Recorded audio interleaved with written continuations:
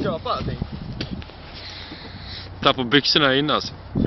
Ja, kör lite mer där. Vänta, lite till. Sträck igång den. Där, nu har den.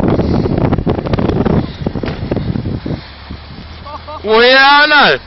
Är det nice eller? Woo! Jävlar! Nej, de är jävligt nära på sidan. Kör!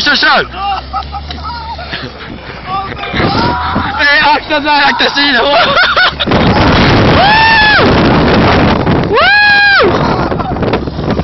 sidan. Akta sidan.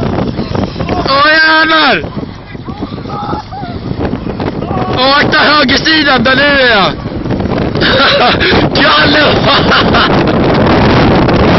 Nej ja!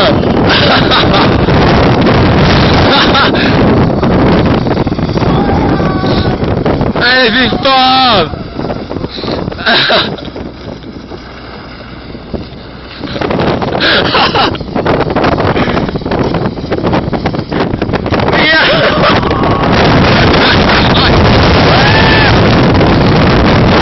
Okej!